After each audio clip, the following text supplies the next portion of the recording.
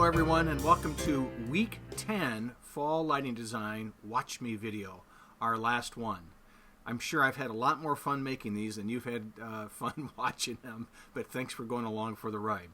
So I have three things. If you remember, the purpose of these videos is to look at what we did last week, look at the things that we should be working on this week, and then look forward to the things that we should be working on next week. So last week, I asked that you select a play for your final exam and come up with some visual images, a visual morgue for that play. And that's really all we did last week. This week, if you remember, we dropped the K production a week late. We needed an additional week to put all of the visual materials and stuff together in post. So you should watch the K play and then write a production response for that play. This is a completely virtual Zoom play. I feel that on a production level, there's some things that we could tweak and improve and change and make better, but we haven't done it before, and this was our first one, so we learn as we go. In terms of the content of the play, I thought it was actually pretty terrific. I just love what our students have done with regards to thinking about who gets to tell the story and how that story has been told at Kalamazoo College. So I hope that if you haven't watched it yet, that you have an opportunity to do so.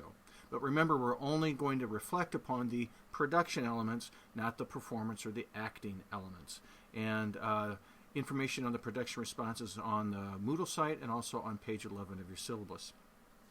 The third thing that I wanted to share with you in this video is I have drastically changed the final exam for the course, not pedagogically, but in terms of the work that you would need to do as a student.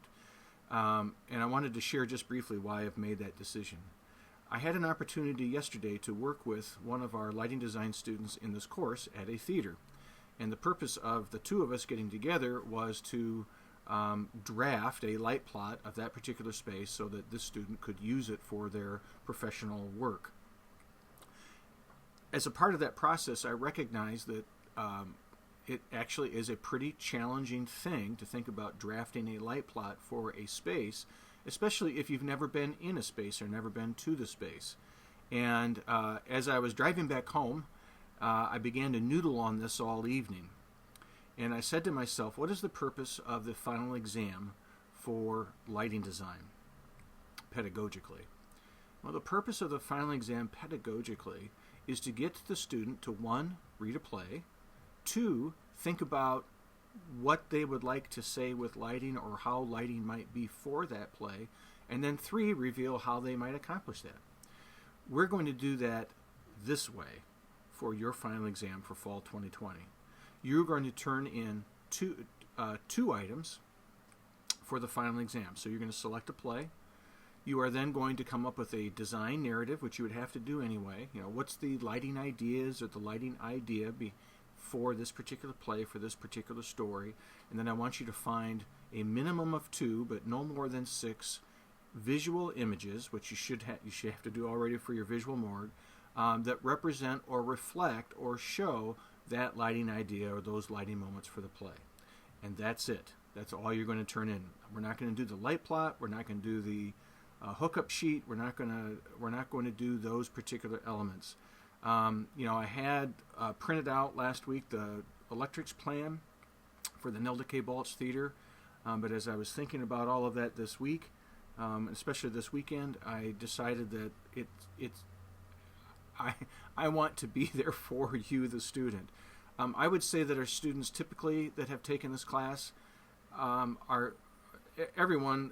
are completely competent to do this work, and I have found myself checking in with students pretty frequently during this week in the design studio as students start drafting their light plots. And then students, of course, also, so not only do I get to help you, but students also help one another. In the absence of that kind of supportive environment, and in the fact that you are all alone and have no opportunity to really have me sit down with you or show you how some of those materials come together, it just isn't worth it. And I don't want you, the student, to stress about it, or I don't want you to struggle with it. Because really, again, pedagogically, when I think about what you need to get from the final exam is you need to read a play, you need to understand what you'd like to say about the play, and then you need to share, like, well, here's a lighting idea, or here's some lighting ideas for this play.